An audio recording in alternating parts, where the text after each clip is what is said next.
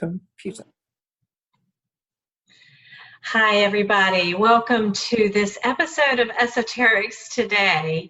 You have our hearts, minds, thoughts, and deeds coming your way on this show regarding archetypes. I am Amber Chamberlain and the Suburban Lightworker, and I have with us, as always, the beautiful Satara Jules Lightbringer. We are really going to get into a topic that I love, and I love it on so many levels. I'm already giggling.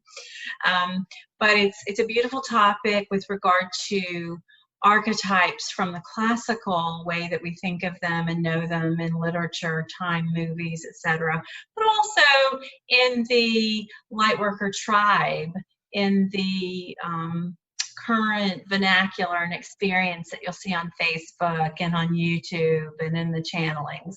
So, Satara, could you introduce to us why we are, first of all, actually introduce what are archetypes? What are you talking about? What are we talking about? Yeah, totally. Archetypes are a certain program that has been brought forward as certain beings or people, predominantly people in this reality for most here, although it doesn't necessarily follow that all of them have been truly fully human that people are embodying. When I'm saying that, I'm thinking now of things like the Egyptian pantheon and the Greek pantheon. You know, when you start to look at the different Minotaur aspects, etc., that can sort of flood through, this is where my little mind's going with that at the moment. So basically, it was a series of programs which perpetuates across the whole of creation to allow people to understand certain roles and objectives within the collective. I used to kind of consider, say, the pantheon of Greece or Rome to be, we're talking goddesses and gods, to be the psychology of the day. Yeah, very, very much so. Literally the programs to allow the masses to understand how things worked and how things could work and how things wove together. If you look at like the Greek pantheon, you headed with like Zeus as an example, who perpetuated and fathered the whole of the pantheon beneath him through random affairs with wives, sisters, mothers, whatever was going on, to be able to explain how that area had been populated. And that very, very much goes out to how that would have been perceived with the populace under the Greek and Roman control for the Mediterranean being mainly island-based. You know, we see now how many cultures have grown really from a couple of bloodlines. So the bloodlines have intermingled throughout time within a certain area. So this was like played out and kind of hinted at and given that through things like the pantheons. It's so interesting that the human species in its various incarnations,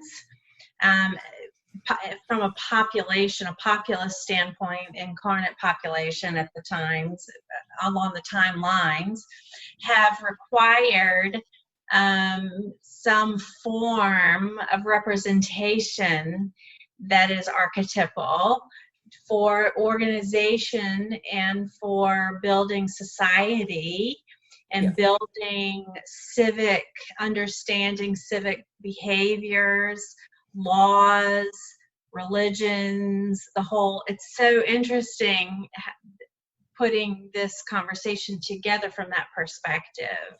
Yeah, very much so, because you can look at any place in the world to do that. We only have to glance at India for the thousands of different deities that have been worshipped there across time, all of them explaining a particular part of life. Yeah, it's really, really fascinating. And I think what makes it temporal to today's conversation is, I think, the global unrest that we are experiencing is somewhat a whether it's about racial tensions, whether it's about a response to this pandemic in our culture today, the fear, the anger, the unrest is almost a rebellion to some archetypes that have been informing who we are. There's something relevant to me about that, bringing forward the construct of archetypes in today's society. Very much so. Archetypes have been seen throughout time by a great deal of the populace as a control system. And that, I think, well, yes. And let me ask you this, because those of us who come to this conversation quite knowledgeable, and anybody can come to the conversation and gain some piece of content that will rock up an idea or an experience, will take them off down a rabbit hole, as we say, or trigger. So Satara, would you say that an archetypal system is open to hijack? Yes and no. As with everything, it's just another program. And the same with every program, it has every dimension within the program. So it is perceived by people from the level that they're at within the program. So if someone is needing to see the negative side of it they will see. If someone is needing to see the positive side of it they will see, and everything in between. So when I reference, because I will sometimes in this show have maintained a theme of an inorganic matrix and an organic matrix. Mm-hmm. And remembering when I say this, everybody, just interpreting this for the people who've been following this conversation, really I'm referring to one matrixed system. And the inorganicity or the organism is really, and again, I'm hearing Satara's phrase, and I said it earlier in conversation before we recorded, the eem and the om. Yeah. Is really the whole. It really is for those people who particularly are attuned to the law of one. It's really, really resonant of the law of one also. And because we know that frequency, so now I'm going to get into a quick moment around quantum energy and quantum mechanics.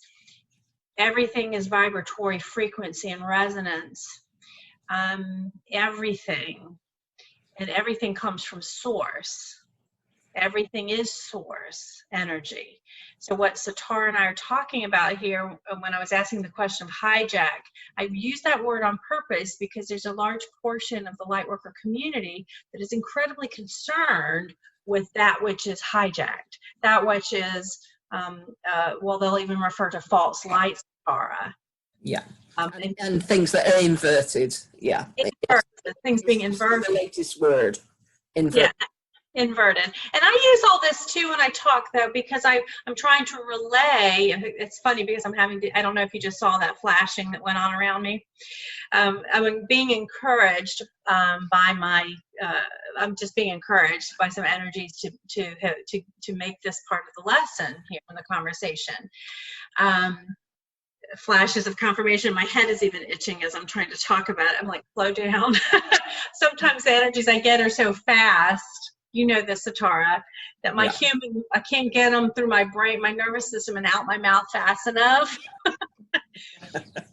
But I'm so glad we're talking about the archetypes from this perspective, because it's going to reveal more in this conversation, that we get a little bit monkeyed up in ourselves about that which is good, that which is bad. Yeah. And versus a better understanding of the holistic of an energetic of energy. It's where we spend our time, it's where we're putting our thoughts, it's where we're allowing our emotions to go, that is really our individual business, that shapes our experience, our manifestation experience. And that's what Satara was just sort of getting at. Do I have that right? You have that 100%. Okay, so back to archetypes. I would love to give some examples of what we're talking about. You gave the Greek and the Roman pantheon. So what are some other really common examples of archetypes? Oh, I can give you lots and lots of common examples. I am going to go first of all with my least favorite example. Shall we say? I'm just thinking, let's just start where we mean to go on. Just a general goddess or god archetype, that somebody will have particular connections back to a particular god or goddess that is rippling out from what they perceive as past lives. Of course, all is now, so it's a fractal aspect that is going through this in a different format. So this kind of bleeds through into our other fractals. So if a main role is being played out by one of our fractals, that cannot not affect us here, and vice versa. If we're going through something absolutely major here, this will be affecting our other fractals in the other way. But that seems to be a really sort of common thing that will happen. How many Athenas do we know? Just as a cross-reference. She would be my Jean Shinoda Boland wrote a beautiful book called Goddesses in Every Woman many years ago, and as a young woman picked that book up and said, let me see where I identify with any of these goddesses. As I read through them, I'm absolutely identified with Athena. Yeah. And do I feel that I embody those traits that I could see in the Athena archetype? Absolutely. Yeah. And I've learned, and that was important to me as a younger woman, because it helped me see myself and to value some identity about myself, some traits that were valuable to me. Yeah, and I get that. I can get that totally. I understand that. I've got a list of my own that I can quite strongly resonate with, and along with complete huge chunks of like memory, years worth of memory for some. And this will be because they're roles that I'm playing. And I want you to speak to that, because now we begin to wander into the waters of embodiment in various I'm going to call it saturation. For those of you in the artist world, where color is concerned, pigment is concerned, you'll understand the concept of saturation, or photography, bringing in more azure, less less crimson. What we're talking about, because of course color is obviously a frequency and energetic as well in and of its own right, and it's a way of understanding what we're saying about archetypes. When I say that I identify my aspects of Athena in this lifetime, I may actually have had quite a few more of those traits expressed that are Athena-esque in other lifetimes or other fractal selves. That she's just whispering now, see, into my life now in these ways that I appreciate. Joan of Arc is another one. And Safar and I were giggling. How many Joan of Arcs do we know? Well, and we're gonna get to that, because that's where we're gonna have some fun. Yeah. But Satara, because the Joan of Arc for me, and I've noticed the Joan of Arc archetype has come even more into my midlife, and I can tell now. My voice, my intellect, my compassion, and my love are very much what I consider the mighty sword of Joan of Arc. Yeah, totally. And the energy around the Christed energy around that. Yeah, so very much so becoming the chalice, as in Joan of Arc being one of the chalices, and the sword representing the masculine and feminine balance within the one. So see how well Satar just went right there. So Satar, while I just revealed my Athena and Joan of Arc, my own affection, and my saturation of that in this lifetime when I use color. At other times, Yeah. So could I say that I was Joan of Arc? Would I say that? It's not a fractal self that I'm familiar with, so I can't say that I am or was, depending on, because for Satar and I, it's all now, but so many of you come to the conversation are going to need to see it along timelines, and you need to see it past, present, future, because that's our programming on this planet and our matrix here, and we get that. So, but could I have been, I don't know, I could have been anything, or am anything. So Satara, what are a couple examples of archetypes that have played out, more importantly, in this incarnation for you? One of the strongest in this incarnation for me was the goddess Mayat, which is one of the Egyptian pantheons. So yeah, the goddess Mayat talks about balancing everything. Worked with Anubis to balance the heart of a human against a feather to check purity of soul. So yeah, and my life has very much been along creating that balance for myself, to not err to the right or left, but to stick in the middle path, so that by walking the middle path, I can see that there's never anything other than perfection, because everything is in balance. So that is why that particularly rocked up for me. The other, also Egyptian, that came into my life probably by my mid-20s, was part of a life, not the full life, of an Egyptian queen by the name of Hatshepsut. I didn't join her life as a soul until she was in her early 40s. So towards the end of her reign is when I stepped in.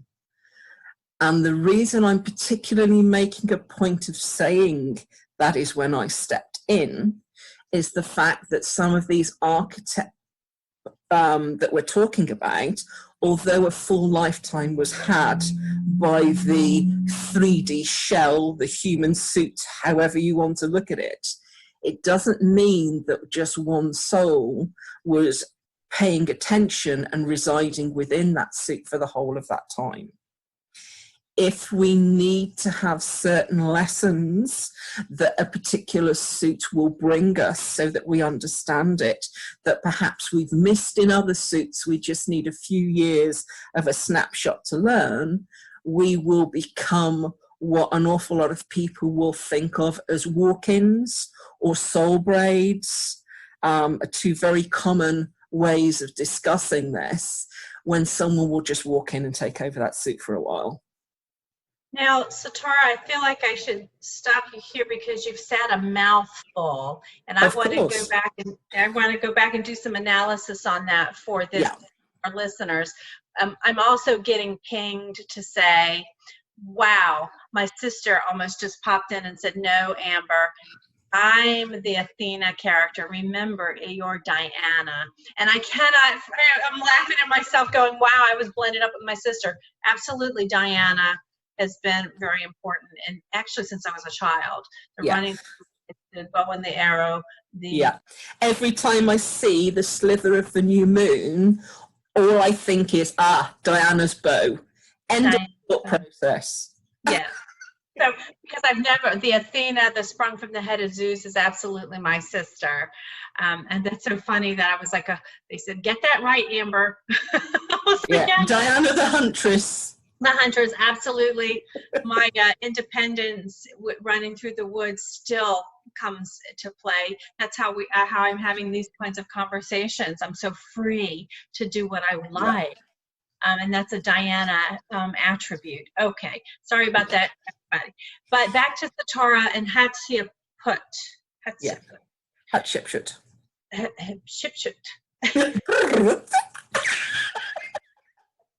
I can't even say that. But the reason I want to come back to Satara, because she really did say a lot there. One, for the listeners who are going to wonder what she just said, she's referring to skin suit. Yes, she's referring to this body that the mortal body that we wear on the mortal coil, in this incarnation. She's referring to that skin suit. Sometimes I think it's good for me to go back and grab a few things and make them clear. So the skin suit is what we wear in an incarnation. It's our body, it's our form, it's just our form. So another piece that Satara introduced is the construct of, oh yes, I have been in that goddess form as a soul self. And Satara, if I have you correct, your experience and knowledge in this lifetime and gnosis, awareness, is that you came into this goddess for a durable period of her embodiment. Yeah, pretty much. Yeah. There was a snapshot that I needed to go through, which is a very interesting snapshot from a point of view of the bodies at that time. If somebody got to their 50s or 60s, they were deemed to be gods on earth, because people were like dead by mid-20s. That was the lifespan. That is how it was there.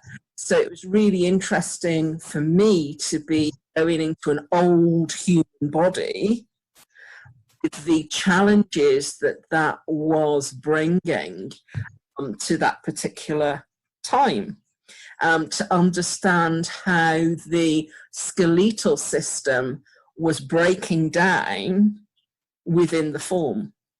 And that was the reason that I had to understand that, to understand the failures of the Adam Cadman, to be able to work on that for future suits. So what, I need to hold you here again, another incredibly rich passage, because there's two pieces I want to pull out about that, maybe more. Number one is what Satara, I feel like a Satara whisperer today, but it's beautiful, because I think that somehow I do operate this way for the people who listen. So what I also heard Satara say is, she refers to herself. I did this. Remember, she didn't do that in the skin suit she's in today, in the form she's in her soul self, in her everlasting soul, in her immortal soul self. Because we all come to this show pretty well understanding the immortal nature of soul, and that we don't always have form. That's an important other piece to understand. And in this case, she was in some form that had needed to come into this embodiment of this individual who went on to goddess status, because how long she lived, which was so unusual in that culture. So that was an interesting thing you just taught us. But the other piece, what Satara just revealed, that's really important to understand here, and that you will find a lot of us beginning to express ourselves these ways as we become to know ourselves.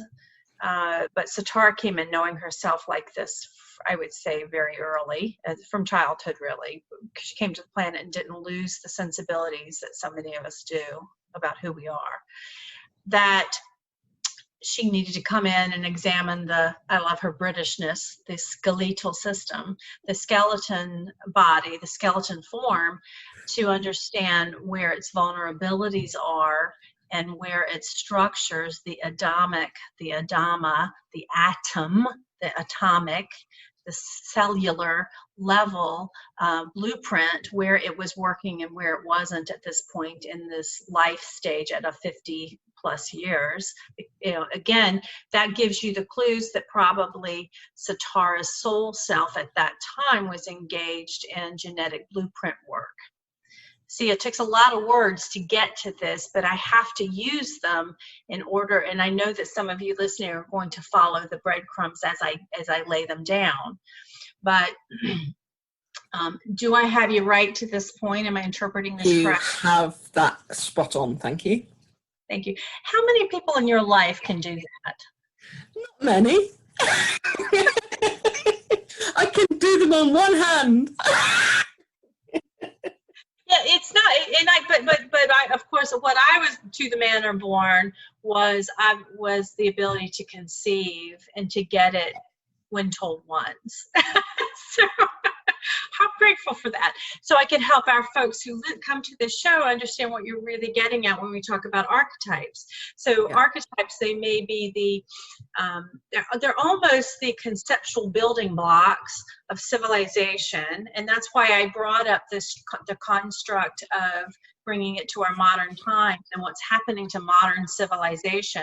There's a destructive nature to the vibratory resonance that's been the focus, which is lower density, lower level, we would say, if we're doing levels, we would say more dense. Some people would say more dark, but of course dark is light too. It's just resonating at a lower frequency. So in comes again my quantum story, because that's what Satara is telling is a quantum story of a soul self that knows itself. And that's that is also God knowing self. So I bring that to us. So Satara, anything else that you want to say about that I'm leaving out before I move us on? No, I think we're quite good. And the fact that, everybody, the whole planet will have gone through this, whether they remember it or otherwise. That's such an important thing to say. I need to say, it's not just us, it's everybody. It's everybody. We're not special people. We're either very special and so are you, or we're not special at all and neither are you. It's all the same. It's what we are doing on the planet, increasing numbers of folks, people like us have come to the planet to be able to speak in this manner, to tell these stories. But your role in being switched on, so to speak, is every bit as important as the storytellers.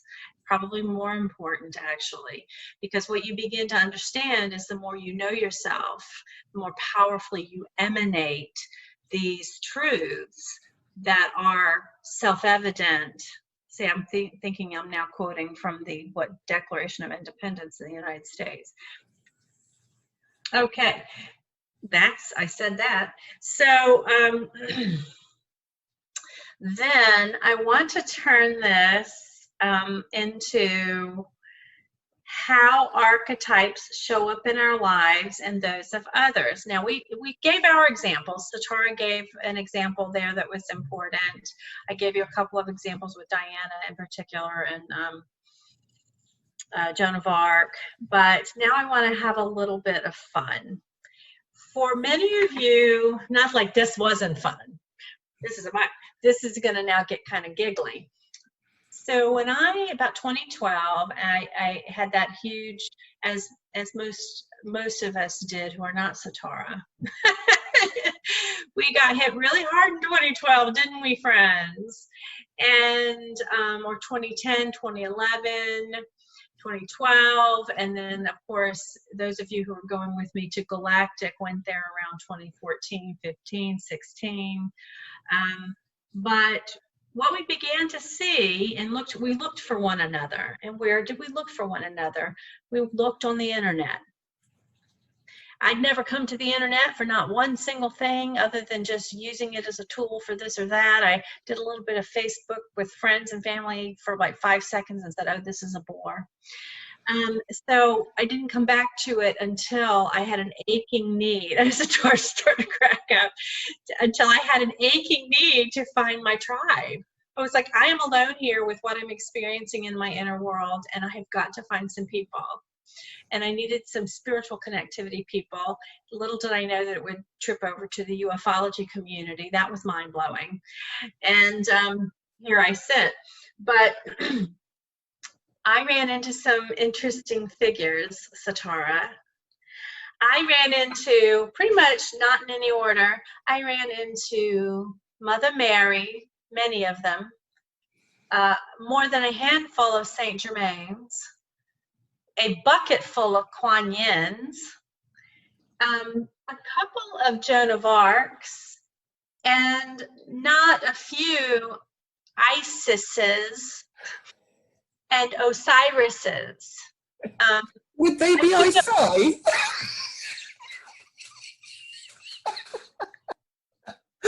Oh dear, it kills me. It just kills me. I love it, but it just kills me. I think it's brilliant.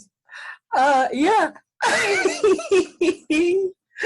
You've missed out of the Crusade warriors.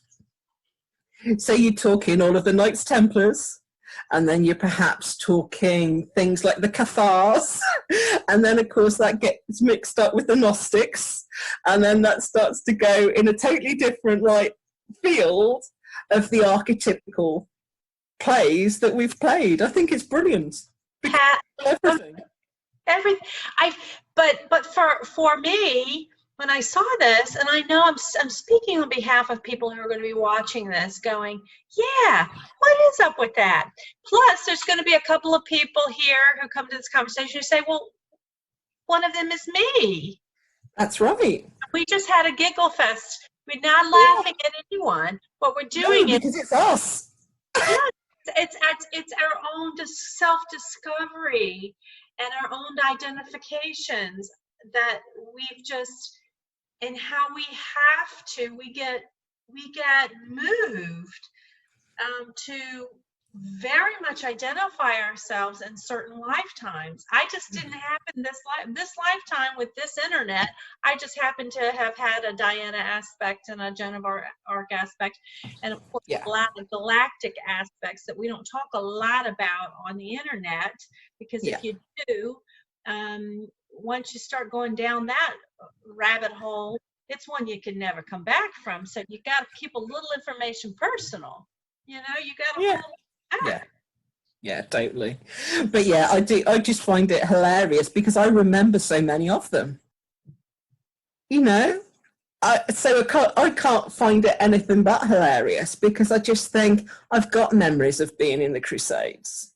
I've got memories of Jerusalem. I've got memories of most countries here. There's so many different archetypes that I've played. And can I just make sure that people are aware that just because I'm in a female suit now does not mean that I do not play male roles by any stretch of the imagination. And if anybody wants to have a look at some of the transfiguration that I've done in the past, I can kind of show you me fully embodying a particularly well-known Mongolian person.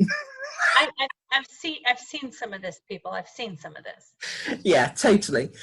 When literally that archetype has bled through this suit and changed the form of this suit for half an hour or so. Literally step forward. So it's just amazing, really, what is available there to all of us to tap into. I want to tell us, and that's such a beautiful remembrance, because remember, we have to be able to giggle. We have to have lightness. We have to bring humor in order not to suffer. We have to balance out the pain, the suffering, the fear, the anger, the intensity on the planet and in our own homes and in our own lives. We have to be able to take delight in the divine plan and in the divine structures. That's part of the, for those of you who like to use ascension and the event and the changeover or the 0 point, this is some of that. We have to have humor. Yeah, it lightens everything, doesn't it? We have to giggle at ourselves and what's truly going on. Yeah. And we have to appreciate that these aspects of ourselves. Totally. And the fact that we might have this within us, but we have to realize that so does everybody if they want to have. You know, that I can always remember I was on a very sacred site in the UK listening to two women absolutely going bananas at each other because they were both embodiments of Isis. I had to walk away because I was laughing hard. I had to go because I thought there's no way I'm getting in between these two. They're going to be throwing punches in a minute.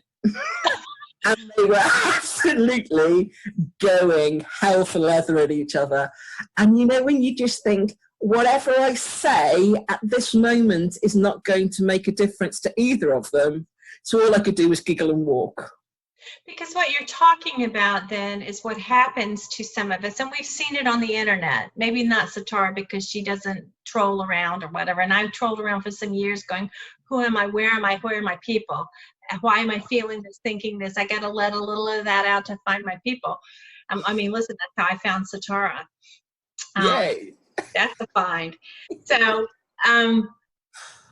I saw some of this, and what Satara is really referencing is the human psychology of the day, which is part of our ego structure, which we have a need to, on this planet, and their density in 3D has been so heavy and so negatively charged, or lower density charged, we feel less than. We feel not good enough.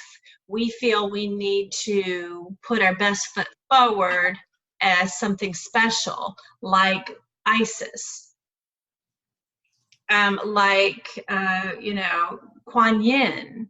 And quite frankly, Kuan Yin sits on my council. What I refer to as a council is really me, but I will reference my council, certainly besides a few well-chosen galactics.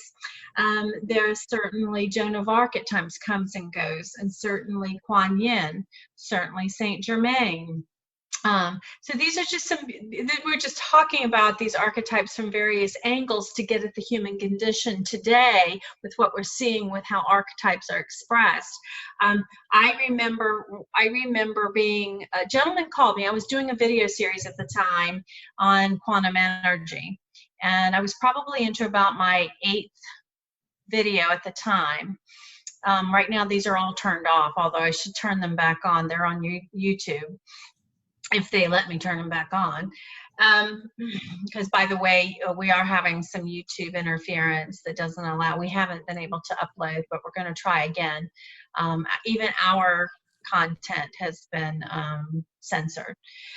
But anyway, I was doing this video piece on what I call dialing in and dialing out, sort of an energetic code. And I asked people to think about their favorite song, because music is a great example of how you can dial into sound and pick out certain aspects of it, and then come back and listen to the whole orchestration. So I was teaching the construct. Well, as I was teaching dialing in and dialing out, I apparently was so effective that my space around me started to move when I would talk about dialing in and dialing out. Behind me was like a sofa, and it was my living room upstairs, and it was like strangely moving. I wasn't moving, it was. And I didn't notice it because I'm yammering on doing this little lesson on quantum energy. So after I uploaded, I don't tend to go back and watch my stuff like that. I just get it out there. Well, I get this phone call, you know, one of these messenger phone calls from a gentleman I had seen. He's a beautiful magical teacher himself. I'd seen some of his things, and as we were talking, and he very much has a merge with Saint Germain to this archetypal discussion. And I found him quite beautiful in that expression of Saint Germain, in that aspect. He's very beautiful soul and person. Anyway, so he's sitting there talking to me. We're looking at each other through our technology. Next thing I know, his forehead starts, it was like a purple glow on his third eye. And I said, his name's William. I said, William, you you have a purple, and then as we were talking, it was just sort of getting larger. It just kind of, and next thing I know, he had a whole purple glow. And I said, well, William, he goes, oh, I know, it happens.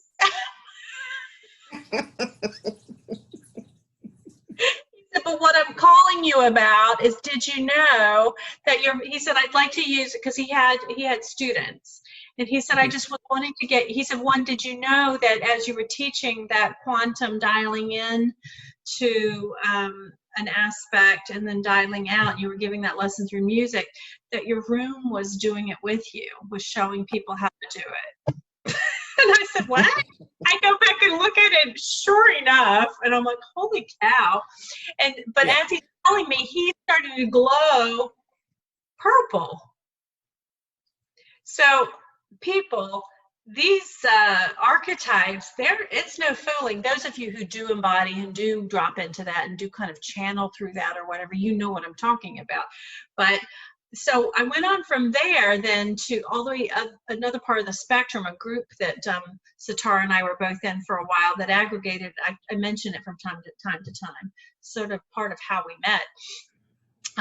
In that group, there was a couple, a very loved couple of people, a very beloved couple, and they literally would occasionally dress and take photographs of themselves as Saint Germain and Kuan Yin, I believe, was their couple. And do you remember who I'm talking about, just in general? Yeah. On there. Yeah, and we won't drop those names, but I will say that I found that both fascinating and beautifully ridiculous all at the same time. I loved the artistic expression, and then wow, look how far people will take this. Takes into another level. To a whole other, but they were so exploring. Yeah, of course. It's beautiful. Right. It is incredibly beautiful and rich. So those are my two, where I actually saw someone, as I'm talking to him, his Saint Germain aspect came in to engage. One, and then two, and then he just, and then the William just brushed it aside. He said, oh yeah, that happens to me all the time. I was like, I don't turn colors all the time. See, I just turned blue. Do you turn? I think I've seen you blue. Actually, yeah, I turn blue. Things get blue around you a lot. Yeah, blue, and I also have a lot of green ray that comes around me. Yeah, and I've had some. It's interesting because during some other work, I did a show, Practically Quantum, with Michelle Lee, and I would absolutely. I can go really white. I can go very bright. I can white out, especially when we're talking about quantum energy. And if I'm getting into the details of that, somehow I embody the quantum story. And because you've dialed in, because you're focusing on it. And if anybody focuses on any particular part of anything, if we start to go from like the macro to the micro on something, we're in. We're in it. Literally hacked that program. It's like we're little computer hackers, and we've hacked our way down into the motherboard, and we're in. And it just flows from there. It's a phenomenon. Yeah. Phenomenon of that. But was there, I guess, as we wrap up this piece, I wanted to, but do you have any other examples that you wanted to share about how archetypes play a role in a beautiful role in our lives today? Something really that has to do with sort of our daily walk or what's currently going on the planet.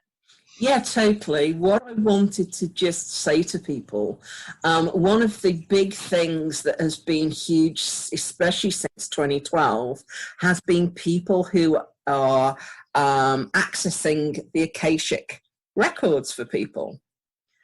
Now, that probably doesn't sound like anything archetypical at the moment, but it actually is, because all they are doing doing that is actually going into your structure archetype to be able to look at that for you. So they're dialing in and dialing out exactly the same as we talk in quantum physics, exactly the same as we talk about archetypes, exactly the same as everything. No one is barred from any knowledge in this reality. Anything you ever want to know is at your fingertips. All you have to do is have that focus on it to be able to get that information through. And that can work whether or not you're working with an archetype. If you think, oh, I want to know about XYZ, who is the god, goddess, person related to that? We can think of someone through history. For some reason, I'm being given animals at the moment and St. Francis of Assisi. And I'm like, okay, that's totally out of my usual remit, but I'll go with it because I'm being told to. If someone wants to have that interest, that knowledge, they go through the archetype that is best suited for that. And by doing that, they can embody an aspect of that archetype because they're stepping into their framework to be able to have a level of understanding about not only that person, but actually that person's work. That's a beautiful summation of the way archetypes, and I want to take us back the way they function. So let's take us back to the very beginning. As we close the show, go back to the very beginning. We referenced archetypes as a framework, each aspect informing us individually about the container that we are within. I referenced it as a psychological construct, you know, sort of a psyche, right? How we have structured our psyche. So as we come to the end, we see that with what Satara just said, we can then, should we, any of us, any of you all watching this, choose to investigate some aspect of that entirety, choose that, go ask for information from that, go explore that in your imagination. Imagination, by the way, has been quietly programmed away from us to be something supercilious. And it is anything but. Imagination is your vehicle for your access to what Satara is talking about this Akash, about Akash. And I don't want to forget, because Satara introduced us some in the last year even to the construct of the Kahanic, which is just that next ring outside of the Akash, I think, Satara, and maybe someday we'll come back to that. But I just appreciate this well-rounded discussion, and I think the last thing I want to leave us with is something temporal again about the upheaval of the planetary, of our Gaia construct right now, and the humans being very afraid and being very angry. It is through this emotional portal that is being created, because it has been created, because remember, where two or more are gathered in any energetic thought creates a thing.